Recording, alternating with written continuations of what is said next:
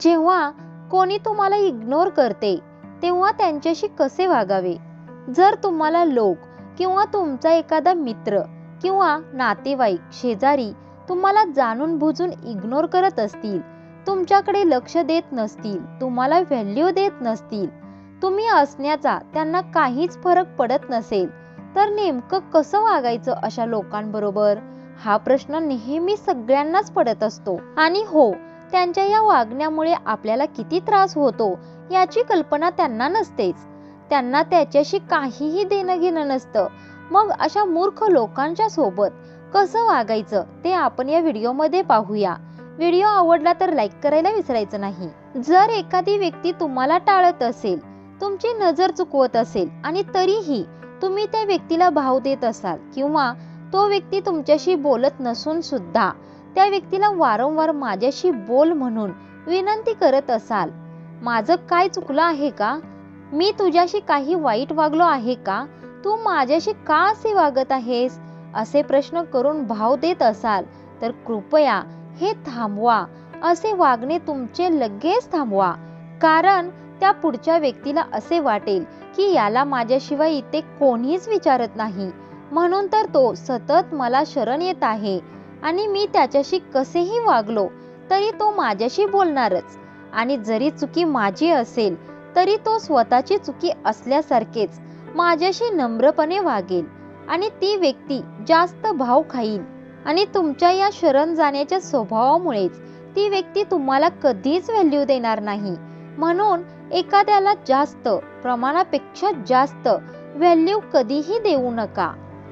जर समोरील व्यक्ती तुम्हाला इग्नोर करत असेल तर तुम्ही त्या व्यक्तीला इग्नोर करायला शिका. तुम्ही स्वतः बिझी व्हा, स्वतःला कामामध्ये गुंतवून ठेवा. तेव्हा ती व्यक्ती तुमचा विचार नक्की करेल की हा असा का वागत आहे? मी काही बोललो तर त्याचा रिप्लाय का देत नाही? हा आपल्याला विसरला आहे का?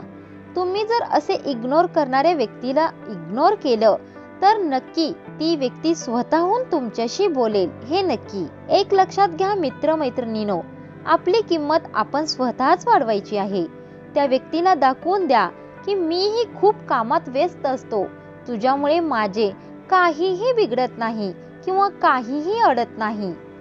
अशा व्यक्तीकडे अचानक दुर्लक्ष करणं शक्य होत नाही, पण आपल्या भल्यासाठी दुर्लक्ष तर करावेच लागेल.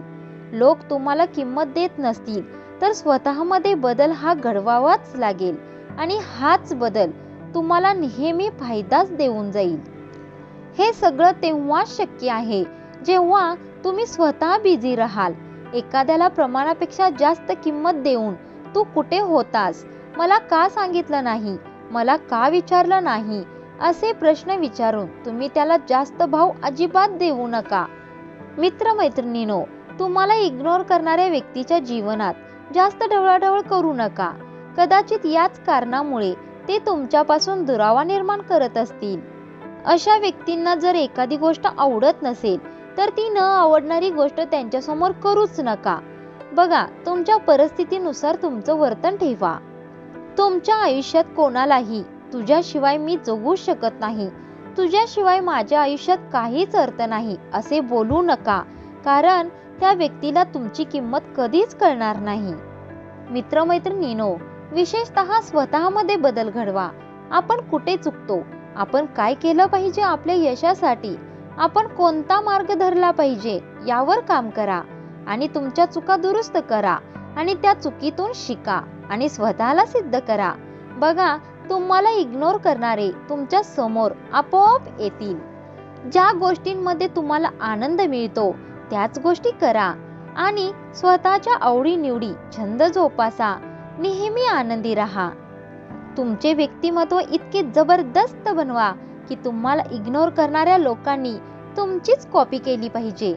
इतके स्वतःला परफेक्ट बनवा आणि महत्त्वाचं म्हणजे स्वाभिमानाने जगायला शिका. मित्रांनो, इग्नोर करणाऱ्या लोकांकडे लक्ष न देता नवीन गोष्टी आत्मसात करायला शिका आणि इतके आनंदात जगा की समोरच्याला बघून तुमच्यासारखेच आनंदी जगण्याची इच्छा झाली पाहिजे.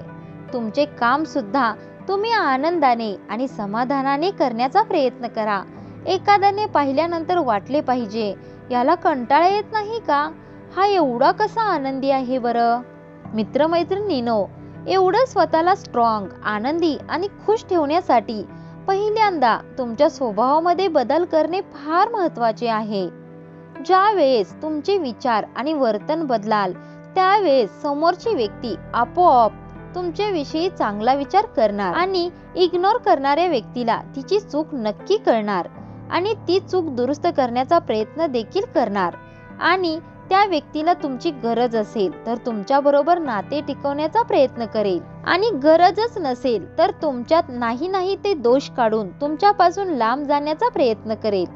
एक लक्षात घ्या मित्रांनो, ज्या व्यक्तीला आपल्याशी नातं टिकवायचं आहे त्या व्यक्तीला आपल्यातील चांगलंच दिसेल आणि ज्या व्यक्तीला आपला राग येत असेल, आपल्याशी काही नातंच ठेवायचं नसेल, तर तुम्ही कितीही चांगलं वागलात तर त्या व्यक्तीला तुम्ही चुकीचंच वाटाल. म्हणून पहिली गोष्ट महत्त्वाची म्हणजे माणसं ओळखा आणि मगच वागायला शिका. मित्रमैत्रिणींनो, एकच विनंती आहे, तुम्हाला प्रेरणा देण्याचा माझा हा प्रयत्न आवडत असेल तर व्हिडिओला एक लाईक नक्की करा. धन्यवाद.